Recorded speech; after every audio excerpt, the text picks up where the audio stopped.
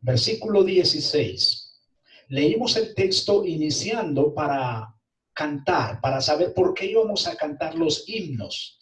Ahora vamos a leer el texto y vamos a proceder a explicar el texto para mirar qué es lo que el Espíritu Santo quiere aplicar ya a nuestras vidas de manera específica. Hemos leído el texto, hemos cantado el texto, hemos orado también. Ahora vamos a leer el texto para explicar el texto y aplicarlo a nuestras vidas. Versículo 16 del capítulo 5 de Gálatas nos dice así, hermanos, la palabra de Dios. Esta es la palabra de Dios, hermanos. Digo pues, andad en el Espíritu y no satisfagáis los deseos de la carne, porque el deseo de la carne es contra el Espíritu y el del Espíritu contra la carne. Y estos se oponen entre sí para que no hagáis lo que quisierais. Pero si sois guiados por el Espíritu, no estáis bajo la ley. Y manifiestas son las obras de la carne, que son adulterio, fornicación, inmundicia, lascivia, idolatría, hechicerías, enemistades, pleitos, celos, iras, contiendas, disensiones, herejías, envidias, homicidios, borracheras, orgías y cosas semejantes a estas, acerca de las cuales os amonesto, como ya os lo he dicho antes, que los que practican tales cosas no heredarán el reino de Dios. Mas el fruto del Espíritu es amor, gozo, paz, paciencia, benignidad, bondad, fe, mansedumbre, templanza. Contra tales cosas no hay ley. Pero los que son de Cristo han crucificado la carne con sus pasiones y deseos. Si vivimos por el Espíritu, andemos también por el Espíritu. No nos hagamos vanagloriosos, irritándonos unos a otros, envidiándonos unos a otros. Señor, por favor, otra vez asístenos, Señor, en la explicación, Señor, del texto, para que podamos, Señor, ir entendiendo y también aplicando, corrigiendo nuestra vida a la luz de lo que el Espíritu Santo va enseñándonos, Señor, a lo largo del texto. Te lo pedimos, Señor, en el nombre de Cristo Jesús. Amén. Hermanos, como les dije al principio, he organizado el texto de una manera que podamos entenderlo muy bien. En el versículo 1 del capítulo 5, entonces, partimos del grito de la libertad al cual Pablo nos llama ahí, cuando nos dice, estad pues firmes en la libertad con que Cristo nos hizo libres. Ahora en el versículo 16, él dice, andad en el Espíritu. Entonces ya Pablo nos está ubicando, más bien Pablo no, el Espíritu Santo por medio de Pablo nos está ubicando ahora en la práctica de la libertad cristiana. Nos está ubicando en la libertad, en la práctica de la libertad cristiana. Ahora, esa práctica de la libertad no la podríamos nosotros comprender muy bien si antes no miramos ciertamente lo que no estamos capacitados para vivir. Primero tenemos que mirar qué es lo que no nos deja vivir la libertad cristiana realmente. Entonces, los judaizantes estaban pretendiendo agregar las obras para poder ser salvos. Pues bien, vamos a mirar, hermanos, cómo nos desnudan las obras. Si confiamos en las obras para ser salvos, veamos cómo nos desnuda este comportamiento, hermanos. De manera que, por favor, fijen su mirada en el versículo 19 al 21. Ahí vamos a estar, no nos vamos a mover de ahí. Versículos 19 al 21. Vamos a mirar en primera instancia que la vida cristiana o la práctica de la libertad cristiana la podemos nosotros vivir si observamos en primer lugar al hombre carnal y si observamos en segundo lugar al hombre o a la persona espiritual. Pero vamos a mirar hoy a la persona carnal, que se caracteriza en primer lugar por sus apetitos y en segundo lugar se caracteriza por no pertenecer al reino de Dios. Se caracteriza por sus apetitos, versículo 19 y versículo 20 al versículo 21. Y se caracteriza por no pertenecer al reino de Dios, versículo 21 y parte B. Así que mis hermanos, con ese recuerdo, vamos entonces directamente al versículo 19. Observando a la persona carnal. Esta se caracteriza por sus apetitos. Nos dice aquí el Espíritu Santo en el texto, y manifiestas son las obras de la carne que son. Y nos viene a dar un listado. Vamos a mirar una por una, sin correr, sin afán. Vamos a mirar este listado una por una. Los apetitos de la carne. Entonces, cuando nos habla el texto de que son manifiestas las obras de la carne, lo que nos está diciendo es que son visibles, que son evidentes, que es evidente lo que la gente hace o provoca que suceda. Es evidente, es visible lo que la gente hace. En primer lugar, inicia este gran listado con el adulterio. Sí, con el adulterio. Hermanos, ¿qué es el adulterio? Bueno,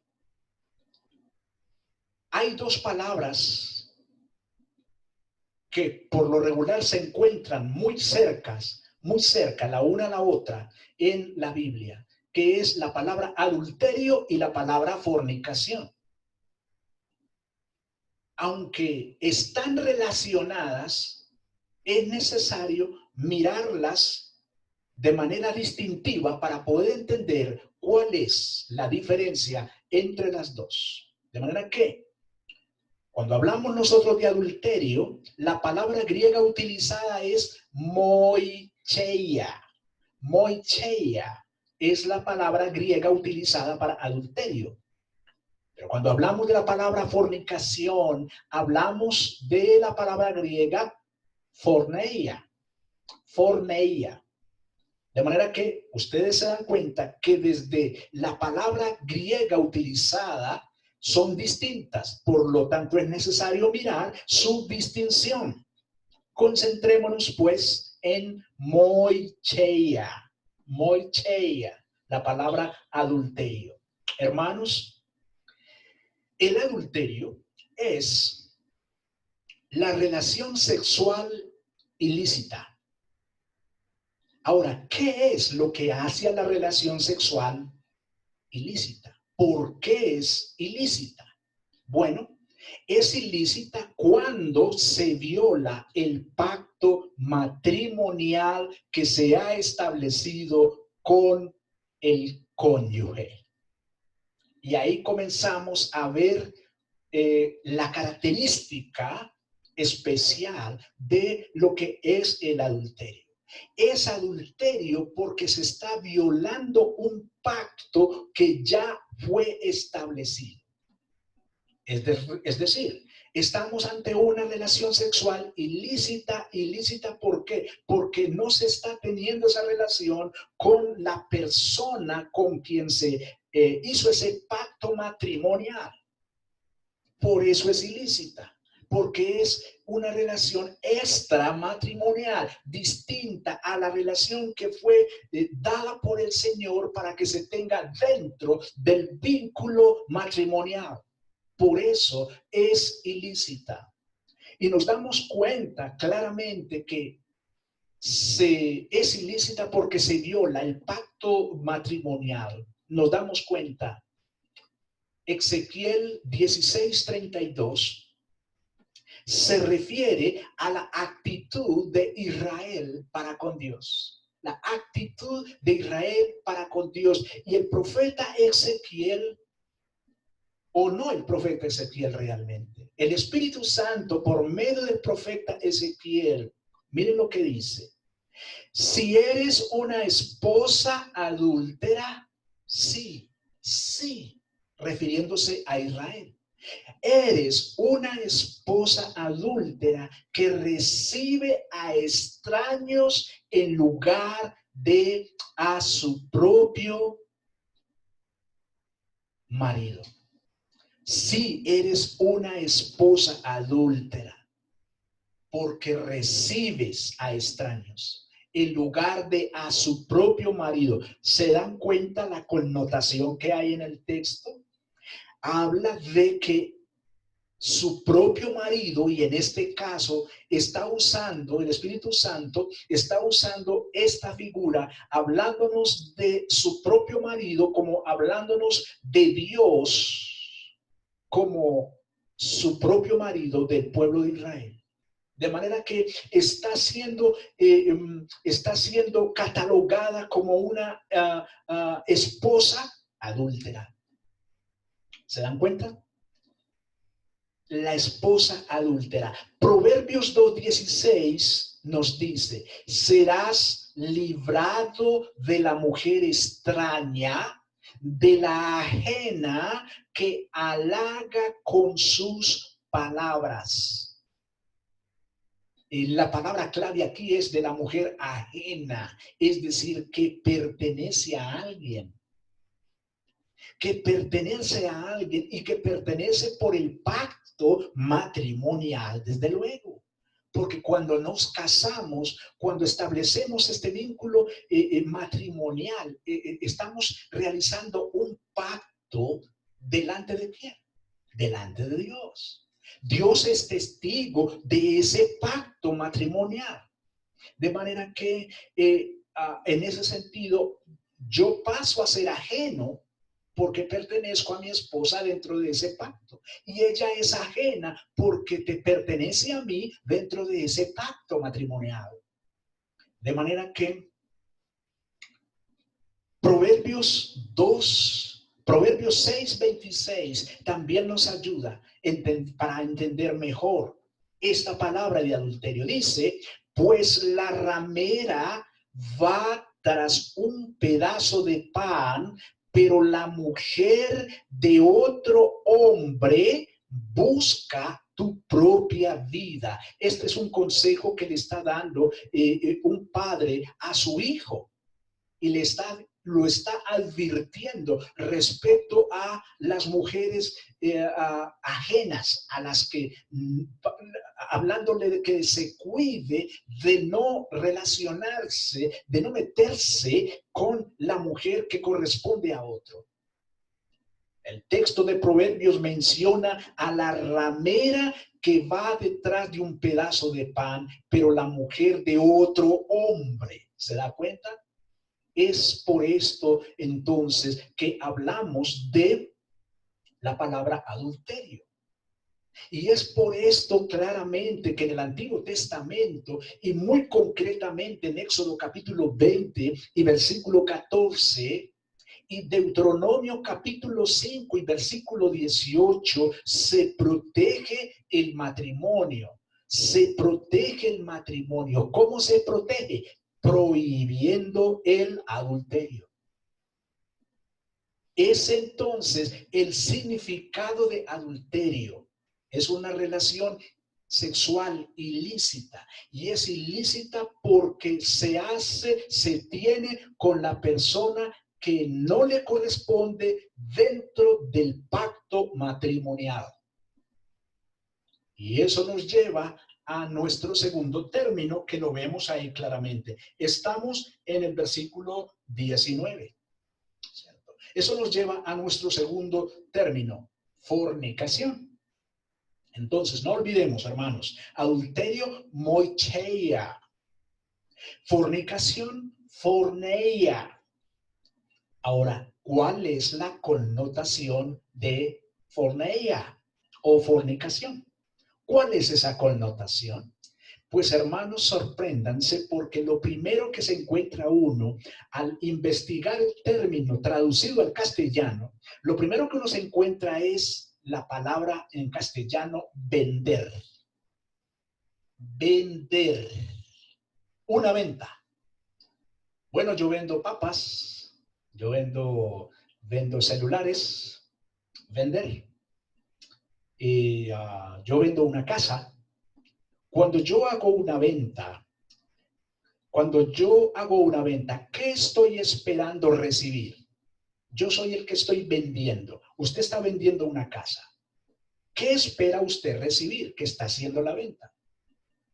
Espera que le paguen, que le den el dinero que vale la casa, ¿cierto? O el celular, si está vendiendo un celular. Lo que sea que usted esté vendiendo, usted espera que le paguen y a cambio de ese pago, usted está entregando un producto. ¿No es así? Usted está entregando un producto. Pues bien, sorpréndete, hermano, hermana.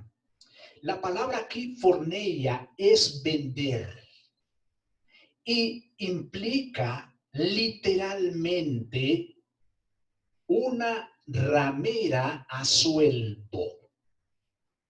Una ramera a sueldo, pero esta es apenas una primera parte del significado de fornicación, porque es mucho más amplio, pero esta es apenas una primera parte de su significado. Vender, entonces, literalmente una ramera a sueldo. ¿Qué vende en este sentido la ramera a sueldo? Vende sexo. Eso es lo que ella hace. Vende sexo. ¿Cuál es el producto? Sexo, ¿cierto? ¿Cuál es la paga? Desde luego, ¿qué espera recibir ella? Porque está vendiendo. Que le paguen por eso. De manera que vender literalmente una ramera a sueldo. Pero la palabra es mucho más amplia, mis hermanos. Resulta que la palabra implica inmoralidad sexual de muchos tipos y conductas. Inmoralidad sexual. Aberración sexual de muchas maneras. Entonces se encuentra no solamente aquí la palabra ramera, sino también se encuentra la palabra prostitución, prostituirse. Ahora, en el Antiguo Testamento, algunas veces uno encuentra la palabra adulterio para referirse a la palabra fornicación, ¿cierto? La palabra adulterio. Es por esto que les decía que los dos términos están muy juntos, están muy cerca. Y hay veces, porque de todas maneras, cuando hablamos de la relación sexual ilícita, es aquella que no se está teniendo dentro de los parámetros bíblicos, dentro de los parámetros del vínculo matrimonial, del pacto matrimonial. Entonces es ilícito. Y también tiene esa connotación de fornicación, porque es una relación desordenada. Pero la fornicación tiene un desorden mucho más amplio, mis queridos hermanos, que implica entonces prostitución o venta e implica muchas conductas aberrantes dentro de la práctica de forneia. ¿Ya? Eso, con esos dos términos. Esto estamos hablando de la práctica del hombre carnal, de la persona carnal, de la persona que solamente responde a sus apetitos, nada más. Entonces, responde al adulterio, responde a la fornicación y nos encontramos un tercer término y es la inmundicia. La inmundicia. Algunas veces uno piensa que adulterio, fornicación e inmundicia son las mismas tres palabras. No, tienen, aunque se relacionan, pero tienen su connotación de significado una por una. Bueno, la palabra inmundicia aquí es todo tipo de impureza, de suciedad, todo tipo de depravación e inmoralidad sexual. Todo tipo de impureza, hermanos. La inmundicia, todo tipo de impureza, todo aquello que te hace sucio, todo aquello que te hace, que te coloca en una distancia con la santidad de nuestro Dios. En eso consiste la inmundicia, todo tipo de impureza. Eso nos lleva también a nuestro cuarto término que seguimos encontrando ahí en versículo 19. No nos hemos movido de ahí. Estamos mirando cada una de estas características del hombre carnal. En nuestro cuarto término es la lascivia. La lascivia. ¿Y qué es la lascivia?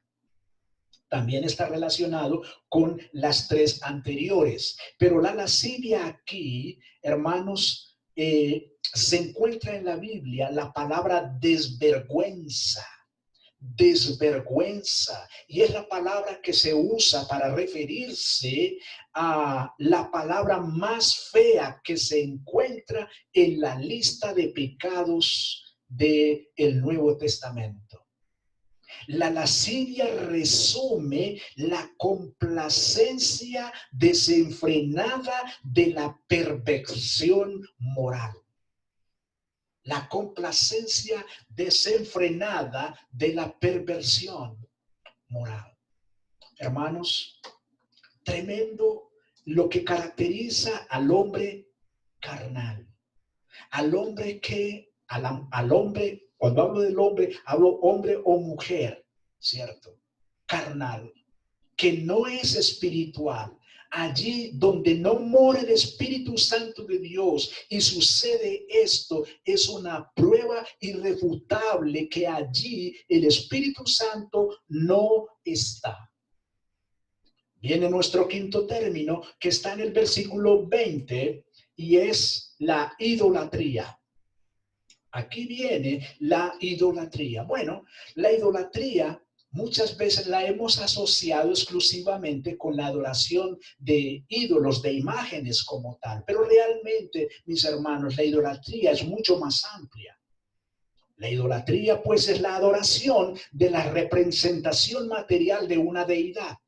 Entonces, idolatría sencillamente es inclinarse frente a una imagen de supuestamente una deidad. Idolatría es rendir culto e inclinación hacia una imagen. Pero también es rendir culto e idolatría a mí mismo. Yo soy mi propio ídolo. El egocentrismo se caracteriza por hacerle una apología, o sea, una defensa a mi propio ego. Primero yo, segundo yo, tercero yo y por último yo. Por lo tanto, yo soy mi propio ídolo. Por lo tanto, soy un idólatra en ese sentido. Rendirle culto o adoración cuando algo es primero que mi Señor, que mi Dios, cuando hay algo primero que el Señor, significa que eso es mi ídolo. Por lo tanto, soy un idólatra.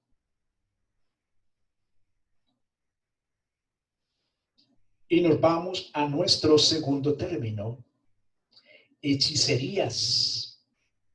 Hechicerías. Estamos hablando de lo que caracteriza a la persona carnal.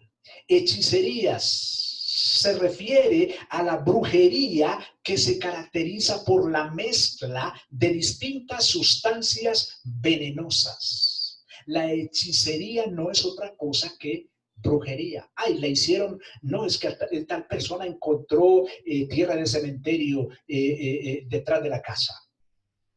O encontró tales cosas en tal parte. O a tal persona le dieron a beber un brebaje. Bueno, está en manos de brujería. El hombre carnal o la persona carnal en un sentido general que tiene estas prácticas, entonces está catalogado en la Biblia como hechicería y brujería. Llegamos a otro término, el séptimo, y es enemistades. Enemistades. Cuando hablamos de enemistades, hablamos de odio, en primer lugar. Hablamos de un estado profundamente arraigado de mala voluntad hacia alguien. Esa palabra pleito, perdón, enemistad. Ay, cómo me cae de mal fulanita. Fulano de tal, mejor dicho, es que no lo puedo ni ver. es que se me daña el día cuando veo a fulano o a perano, se me daña el día. Esa actitud, esa respuesta de mi parte significa entonces que hay un odio en mí. Ese odio es propio de la persona que no tiene al Espíritu Santo. Es propio de la persona que no tiene el Espíritu Santo. Entonces, no te equivoques, hermano. No te equivoques, hermana. Si tú odias a una persona, si tienes un rencor contra una persona, ay no, que me hable él a mí o que me hable ella a mí, porque tengo que ser yo. Que me hable él a mí o ella, que me hable a mí. ¿De quién está hablando ahí realmente? ¿Quién hay detrás de ese tono de voz? ¿Quién hay ahí? Ahí no está el Espíritu Santo. No te equivoques, hermano. Hermana, no te equivoques. Ahí no está el Espíritu Santo.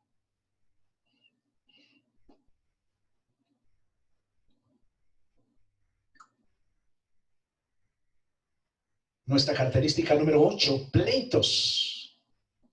Un amargo desacuerdo. Un amargo desacuerdo entre hechos que suceden en grupos de personas, reclamos, opiniones contradictorias. La persona que siempre está pleiteando con las otras personas. Las personas que cuando hablan con uno les siente el veneno que sale de su boca. Que sus palabras no son otras que palabras hirientes, palabras utilizadas como espadas para atravesar el corazón de la gente. Estamos hablando de una amargura profunda en las personas. Quieren estar haciendo reclamos en todo instante. Vamos a nuestra característica número 9. Y es los celos. Los celos, es decir, envidias, rivalidades, competencias. Yo, ¿por qué no puedo tener lo que aquel tiene? Lo que aquella tiene. ¿Qué tiene ella o qué tiene él de más, diferente a mí? Yo, ¿por qué no puedo tener eso también? ¿Por qué parece que desde que creí en Jesús comienza a irme como más mal? ¿Por qué a mí debería irme?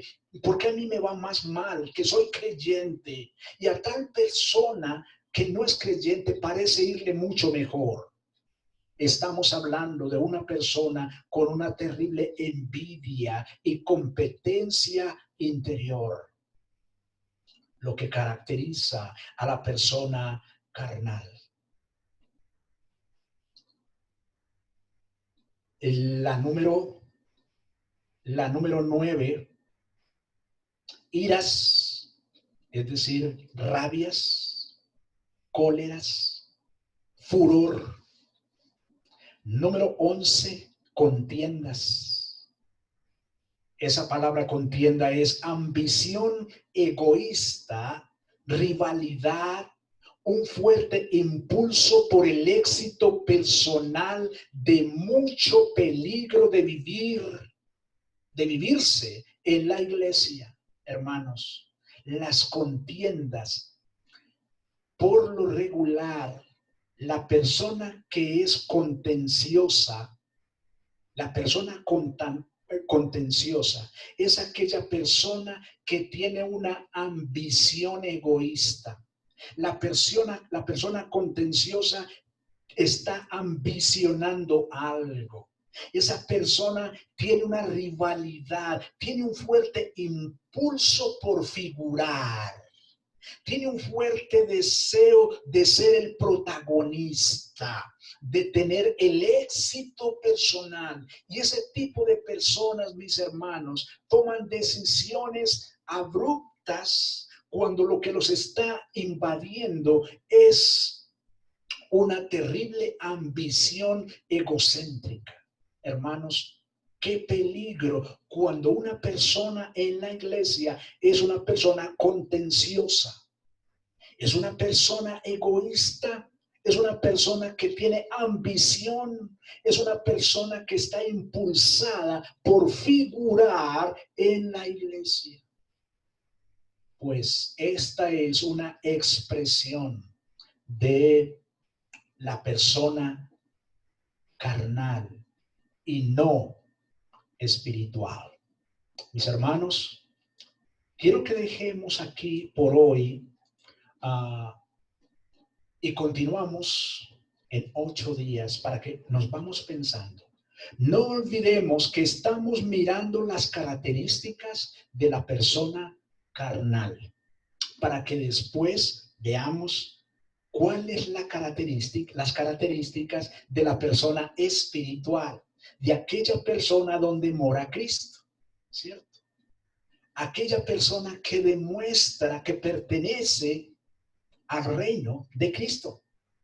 Entonces, nada mejor que mirar en detalle, en primer lugar, dónde estábamos antes que fuéramos rescatados por nuestro Señor Jesucristo. Vamos a orar, mis hermanos. Señor, te damos gracias por tu palabra que nos indica, Señor, el desastre del hombre, del ser humano, que no ha sido rescatado. Qué desastre, Señor. Qué bancarrota espiritual, Señor. Qué vacío tan grande, Señor. Oh Dios, te damos gracias por la obra del Espíritu Santo, la obra salvífica, la obra de revelación, Señor. La revelación evangélica, Señor. Gracias, Señor, por esa revelación especial. Señor, encontramos teológicamente la revelación general, aquella que es dada por medio de la creación, por medio de la ley moral que está en los corazones de todos los hombres, de todos los seres humanos, pero que no es suficiente, Señor, para la salvación, y que se hace necesario aquella revelación evangélica o especial que es solamente para tu pueblo escogido. Bendito Dios. Te damos gracias, oh Dios, por hacer parte hoy de tu pueblo. Señor, seguimos orando por la reunión de varones el próximo sábado. Señor, bendice al hermano que va a estar moderando la reunión. Bendícelo, Señor, a mi hermano Garcés, que tiene la responsabilidad, Señor. Y a nosotros para que estemos muy atentos, bendito Padre, en lo que tú nos vas a enseñar por el medio de él. También oramos, Señor, para el próximo domingo, en primer lugar, el estudio bíblico de discipulado, Señor. Oramos, Señor, por nuestro Maestro, el Espíritu Santo, especialmente, Señor, que sea guiando y tomando a nuestro profesor, nuestro hermano Solano. Señor, seguimos orando para que pueda ser recuperado, Señor, totalmente de su afección médica, Señor mío, y pueda estar muy, muy bien para enseñarnos, Padre. Y también, Señor, oramos por la predicación a las 10:30, por el culto de adoración y la posterior predicación. Bendito Padre. Gracias te damos, Señor, en el poder del Espíritu Santo, Señor. Hemos orado por medio de Cristo Jesús. Amén y amén.